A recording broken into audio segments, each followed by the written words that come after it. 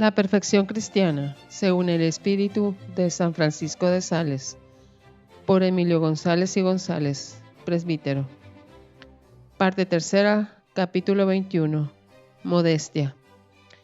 Debemos ser modestos siempre, aun estando solos, pues que siempre estamos en presencia de Dios y a la vista de sus ángeles. Aunque la virtud consiste principalmente en lo interior, en refrenar nuestras pasiones y en moderar y regular los afectos del alma según la voluntad santísima de Dios, sin embargo, esa virtud no será íntegra y completa si al mismo tiempo no moderamos y componemos también todo nuestro exterior, conforme a los dictámenes de la recta razón y a los principios de la fe. La virtud que nos inclina a guardar la debida moderación, la debida compostura y decoro en todas nuestras acciones y movimientos exteriores es la modestia. No suele hacerse de esta virtud el aprecio debido, sin embargo, de ser ella muy excelente y de suma utilidad y eficacia, ya para la propia perfección, y aprovechamiento espiritual de los demás. Lo es para la perfección propia, porque una persona habitualmente modesta está ejerciendo sobre sí misma una continua vigilancia y mortificación para guardar en todo su porte exterior y en esa manera de estar, de andar, de hablar, de reír, etc., aquel debido medio que pide la virtud. Mortificación y vigilancia que no pueden menos de ser muy agradables a nuestro Señor y altamente provechosas y meritorias para quien las practica. Además, la modestia exterior conduce mucho al recogimiento interior y es eficacísima para adquirir la paz y tranquilidad del espíritu. Es cierto que la exterior compostura, para que no sea ficticia, ha de proceder de un interior todavía más compuesto y arreglado, pero ella, a su vez, contribuye no solo para la conservación y defensa del corazón, así como las hojas que proceden del árbol, con su sombra y abrigo conservan y defienden de los ardientes rayos del sol los frutos de ese árbol mismo. Esta comparación está tomada de San Francisco de Sales.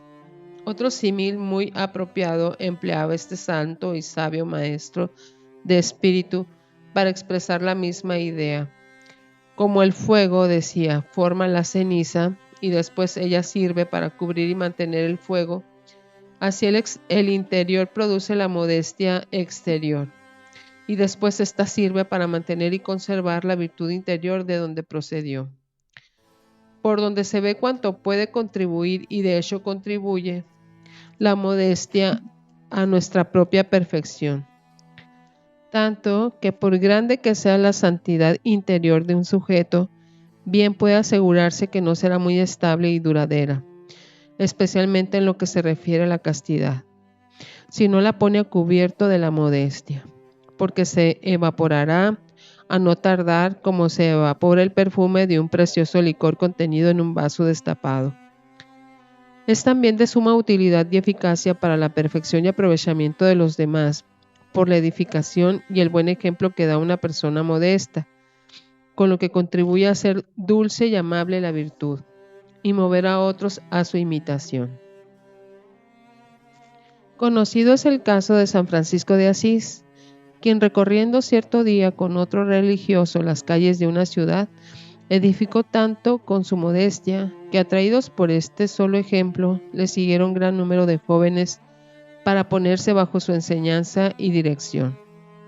Es la modestia cristiana un sermón mudo, pero elocuente, mas, sin duda alguna, que muchos discursos, y por eso la recomendaba tan encarecidamente el apóstol San Pablo, escribiendo a los filipenses. Les decía, sea vuestra modestia patente a todos los hombres. Asimismo, en su carta a los colosenses escribe, como escogidos que sois de Dios, santos y amados, revestidos de entrañas de compasión, de humildad, de modestia. Y en su epístola a los Gálatas enumera la modestia entre los frutos regalados del Espíritu Santo. Hemos de ser modestos, no por respetos humanos, no por parecer bien y ser tenidos por virtuosos, porque esto sería miserable vanidad, sino por respeto a la presencia de Dios que está en todas partes, a nuestros ángeles custodios que nos acompañan constantemente, a nuestros prójimos a quienes debemos dar muestras de caridad y consideración, y en fin, por respeto a nosotros mismos, que somos imagen y semejanza de nuestro Señor y templo vivo del Espíritu Santo, a quien quedamos consagrados mediante la recepción del santo bautismo y de los otros sacramentos. Por todas estas razones hemos de guardar gran modestia en todo tiempo y lugar, en público y en privado, así estando solos como estando acompañados. Es curioso y digno de referirse aquí lo que nos cuenta el ilustrísimo señor Camus sobre la modestia singular de San Francisco de Sales. Oíd, dice aquel prelado, uno de mis ardides para observar al santo sobre este punto. Como cada año sin falta venía a visitarme y a pasar 8 días en mi compañía, hice abrir en ciertos parajes de mi casa algunos agujeros por donde me fuera posible observarle dentro de su mismo cuarto y ver cómo se conducía al estudiar, al rezar, al leer, al escribir, meditar, sentarse, pasear, etc. Y en una palabra, en todas sus posturas y acciones. Es que, por lo común, cuando uno está solo, toma toda la licencia que quiere para su mayor comodidad. Sin embargo, jamás noté que relajase un punto la más exacta observancia de las leyes de la modestia. Lo mismo era a sus solas que acompañado, y lo mismo acompañado que a solas, observando en la compostura exterior la misma igualdad que se advertía en la interior de su alma. Cuando estaba solo, guardaba la misma modestia que si estuviese en la concurrencia más seria. Si rezaba, dirías que estaba delante de los mismos ángeles y de todos los bienaventurados, inmóvil como si fuera una columna y en la postura más respetuosa. Aún observé si estando a solas cruzaba las piernas o las ponía unas sobre otras, pero nada de eso. Conservaba siempre y en todas partes una gravedad acompañada de tal suavidad que llenaba de amor y de respeto a cuantos le miraban. Siempre he conservado en mi memoria lo que me dijo un día en París cierto personaje grande y piadoso, y es que nada le representaba tanto el porte y conversación de nuestro Señor Jesucristo entre los hombres como en la presencia y compostura angelical de este santo prelado, de quien podía decirse que no como quiera estaba revestido, sino enteramente lleno de Jesucristo. Así se expresaba el obispo de Velay. Amaba tanto San Francisco de Sales la modestia, que quería que ni aun al tiempo de entregarnos por la noche al descanso, nos olvidáramos de poner en práctica las prescripciones de esta virtud. Debemos acostarnos, decía, tan modestamente como lo haríamos si Jesucristo en persona nos mandase acostarnos y dormirnos en su presencia. Pues aunque no le vemos ni oigamos su mandato, Él está como Dios efectivamente presente y nos vela y guarda mientras que dormimos. ¡Ay, Dios mío!, exclamaba, con cuánta modestia y recato nos acostaríamos si os viésemos. Sin duda que cruzaríamos los brazos sobre nuestro pecho con gravísima devoción. Concibe tú también, lector carísimo, una alta estima de la virtud de la modestia, tan amada y observada de este gran santo, pues aunque el mundo, como dijimos, no la aprecia en su justo valor, porque carece de brillo y lucimiento externo, y se ejerce sin ostentación ni aparato, es sin embargo una de las virtudes más hermosas y amables de aquellas que brotan como humildes y espirituales violetas a la sombra del árbol de la cruz de nuestro Salvador. Virtud cuya práctica, por otra parte, es frecuentísima, pues, según acabamos de ver, se ha de hacer uso de la modestia en todos los tiempos y ocasiones, solos y acompañados, orando y trabajando, velando y durmiendo. La modestia exterior versa principalmente sobre 3 objetos: los modales, las palabras y los vestidos, acerca de todo lo cual vamos a decir alguna cosa que pueda ser útil y provechosa para tu alma.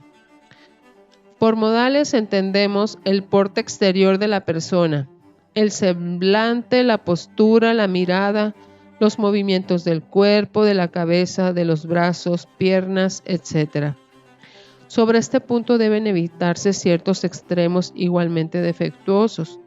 Por un lado, la afectación y por otro, la demasía desenvoltura y la rusticidad.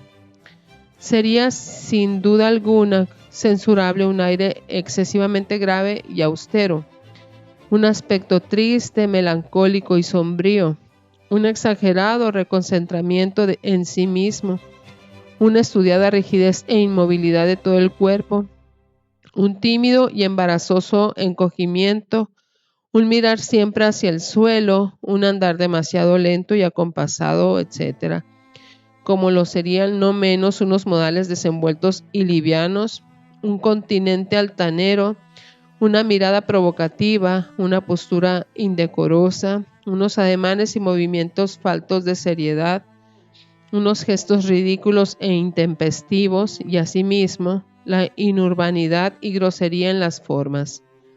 Todo ello reprobado, a la vez que por la buena educación, por la virtud santa de la modestia, esta pide que nuestros modales sean un conjunto armonioso de naturalidad, de sencillez, de franqueza, de bondad, de dulzura, de honestidad, de delicadeza, de oportunidad, de circunspección.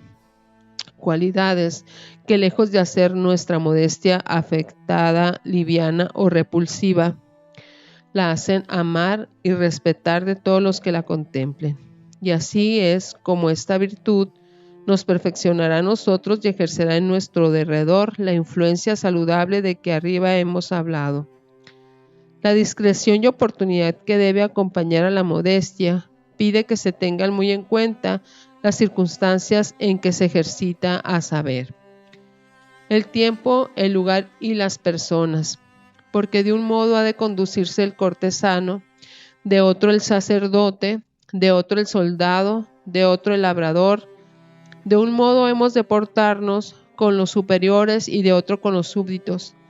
De una manera se ha de obrar en el templo y de otra en la plaza, y de otra en una reunión o en un convite.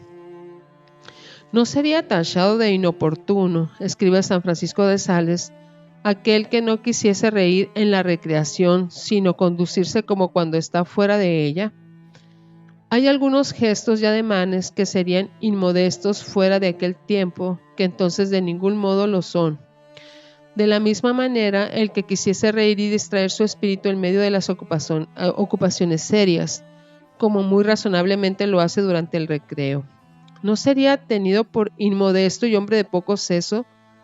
Asimismo, la modestia de una mujer que vive en el siglo es distinta de la de una religiosa. Si una joven que está en el mundo quisiese llevar la vista tan baja como una monja, sería desestimada, así como lo sería por otro concepto cualquiera de las religiosas si no fuera en el mirar mucho más recatada que las doncellas del mundo. Lo que es modesto para un hombre sería inmodesto para otro, de diferente calidad. La gravedad está muy bien vista en una persona de edad, pero sería afectada en una persona muy joven, a quien conviene mejor cierta gracia y agilidad en los movimientos, siempre que no sean nada livianos.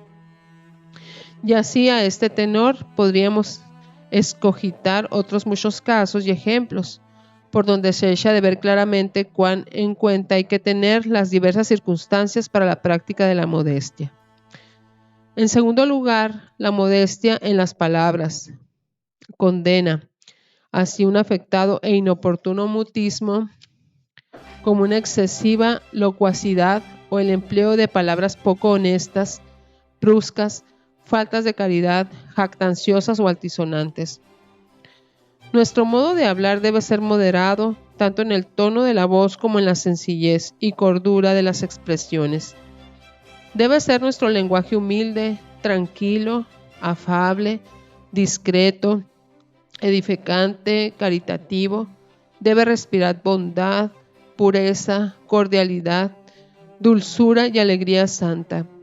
Debemos hablar con oportunidad, cuando nos corresponda, no interrumpiendo al que habla, sino dando lugar a que cada cual exponga sin apresuramiento sus propios pensamientos.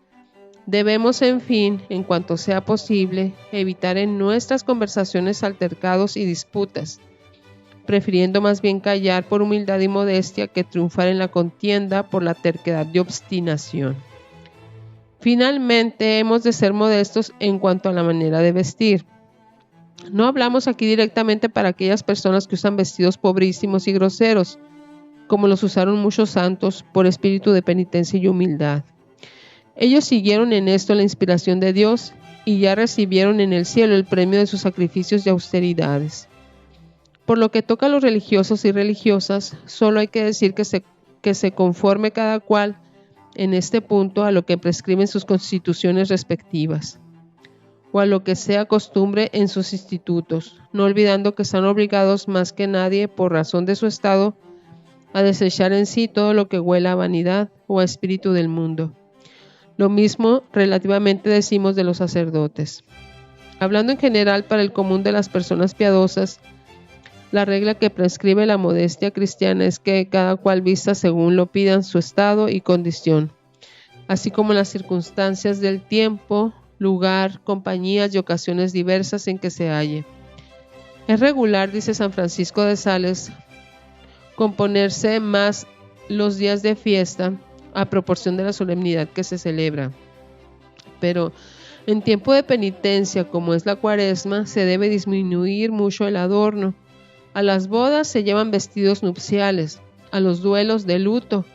Cuando se ha de andar alrededor de personas principales, se aumenta la compostura y se disminuye cuando se vive entre los domésticos.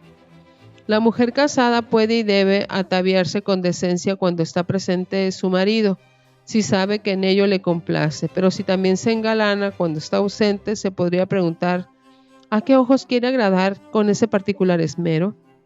A las doncellas les están permitidos más adornos porque lícitamente pueden procurar parecer bien a muchos, aunque solamente con el fin de ganar la voluntad de uno, con quien pueden contraer el santo matrimonio.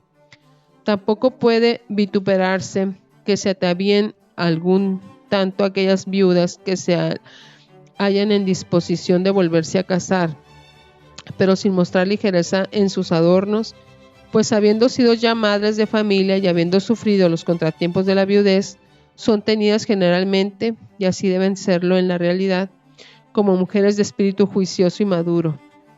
Pero las verdaderas viudas, que no solamente lo son de cuerpo, sino también de espíritu, que no aspiran por lo tanto a contraer nunca enlace, no les sienta bien otro adorno que la humildad, modestia y devoción. Finalmente, ¿quién no ha de reír de las viejas que se engalanan para parecer bien? Locura es esta que solo puede disimularse en los jóvenes. Hasta aquí son palabras del santo y prudente obispo de Ginebra. En este punto de los vestidos se han de evitar también, como en las palabras y en los ademanes, dos extremos viciosos, a saber, de un lado, la falta de aseo, la suciedad y el desaliño; de otro, los vanos adornos, el lujo y la deshonestidad. La limpieza corporal y el aseo en los vestidos es de suyo una cosa buena y recomendable, que al mismo tiempo que indica naturalmente un espíritu compuesto y ordenado, es un testimonio de respeto y consideración hacia nuestros prójimos, a quienes causaría ciertamente alguna repugnancia a nuestra vista, si nos acercáramos a ellos en traje sucio, roto o desaliñado. El mismo Dios quiere mucha limpieza en los ornamentos de sus ministros y en las ropas y adornos de sus altares, lo cual constituye el mejor argumento de que el aseo es una virtud que todos, así religiosos como sacerdotes y seglares, debemos practicar y regular por medio de la modestia. No está reñida en manera alguna la pobreza con la limpieza, de suerte que aun las personas más pobremente vestidas pueden y deben procurar ir limpias y aseadas. Casi todos los santos, como por ejemplo San Agustín, San Bernardo, Santa Catalina de Siena, San Francisco de Sales, etc., sin pecar de excesiva delicadeza, han sido amantes de la limpieza exterior, considerándola como un reflejo de la limpieza interior del alma, y si de algunos, como de San Hilario y San Benito, José la abre, sabremos que descuidaron enteramente el aseo de sus personas. En esto los debemos admirar. Como por no imitar, pues lo hicieron indudablemente obedeciendo a móviles e inspiraciones muy particulares y extraordinarias que no concurren en la generalidad de los demás hombres. Y si es censurable la falta de aseo en el vestir, no lo es menos el extremo opuesto, a saber, el engalanarse demasiado, y lo es mucho más todavía la falta de honestidad y decencia en la forma y manera de los vestidos. Apenas ciertamente el ánimo ver el triste espectáculo que ofrece la sociedad moderna, la cual por el lujo desmedido, ruina de las casas y de las familias, y por la inmodestia desvergonzada de las modas, ruina y perdición de muchas almas, da señales de caminar a pasos agigantados hacia el más denigrante paganismo, y lo más doloroso es que no solo rinden culto a tales modas deshonestas las personas que llamamos mundanas, sino jóvenes y señoras, madres e hijas de familia que se tienen y quieren ser tenidas por piadosas, y que sin embargo no tienen reparo en colocarse por su modo de vestir al nivel de las primeras y aún se atreven a presentarse en el templo y llegarse al confesionario y hasta acercarse a la sagrada mesa del modo más descarado e inmodesto. No es extraño pues que el mismo vicario de Jesucristo, amargado su corazón por esta corriente desmoralizadora que amenaza dar en tierra con el pudor característico de la mujer cristiana, haya levantado su voz reprobando y condenando tal desorden, y que los prelados del orbe católico háyanse visto precisados a dictar ciertas disposiciones y tomar ciertas enérgicas medidas con el fin de atajar en lo posible esta tan descarada conculcación de las leyes de la modestia. Si eres mujer, tú que escuchas esto, no te dejes arrastrar en manera alguna por la corriente, aunque vistas según pide tu estado y te conformes hasta cierto punto a los usos y estilo comunes en el día, no adoptes ni te hagas esclava de las modas, en aquello que tienen que de indecente e inmodesto. Piensa que, aunque tú no llevaras en ello mala intención, darías ocasión a que otros ofendieran a Dios por ti y te harías por lo mismo culpable del pecado de escándalo. Acércate cuanto puedas a la modestia y sencillez, que son, por otra parte, el mejor realce y ornamento de la belleza. Y no temas que por ello hayas de ser menos estimada, antes por el contrario, al mismo tiempo que te conquistarás en la sociedad el afecto y el respeto de las personas virtuosas y sensatas, aparecerás más digna y agraciada delante de Dios y a los ojos de los ángeles. Y no te contentes con esto, sino que con celo y discreción procura influir según te fuera posible en el ánimo de las personas con quienes tratas, para que no sean por ellas violadas las prescripciones de la modestia cristiana. Y de este modo serás como planta benéfica y como flor olorosa en el jardín de la iglesia, que con el aroma de tus exhortaciones y buen ejemplo contribuirás por modo maravilloso a la purificación del ambiente. No queremos dar por terminado este capítulo sin decir algunas palabras siquiera sobre la modestia que se debe observar también en los juegos y recreaciones. Está fuera de duda que la recreación, esto es, cierto honesto esparcimiento del ánimo después del trabajo, es una cosa sumamente útil y recomendable y hasta cierto punto necesaria, sobre todo para las personas que se ocupan habitualmente en trabajos intelectuales, así como las fuerzas corporales debilitadas por el cansancio necesitan para reponerse del descanso y el sueño.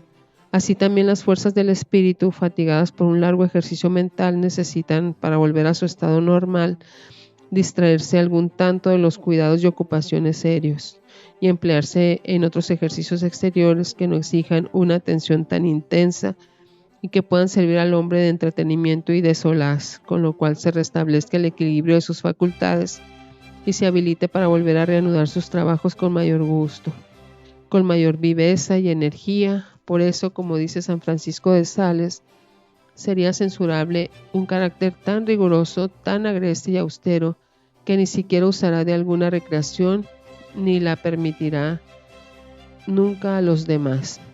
Mas para no excedernos en este punto, han de ir nuestros juegos y entretenimientos moderados y regulados por la virtud que llaman los griegos eutrapelia, la cual no es sino la misma modestia de que venimos hablando, aplicada a este objeto particular, a la recreación. Ante todo, lector piadoso, has de abstenerte de los juegos prohibidos y diversiones ilícitas, como son los juegos de azar, máxima aquellos en que suele exponerse grandes cantidades de dinero, los bailes indecentes, las comedias o los cines impíos u obscenos, etc. Después has de apartarte también cuanto puedas de los entretenimientos peligrosos como lo son esas mismas comedias y bailes, aunque no sean inmorales. Los festines, las tertulias prolongadas con exceso, ciertos juegos de naipes que no son propiamente ilícitos y otras cosas a ese tenor.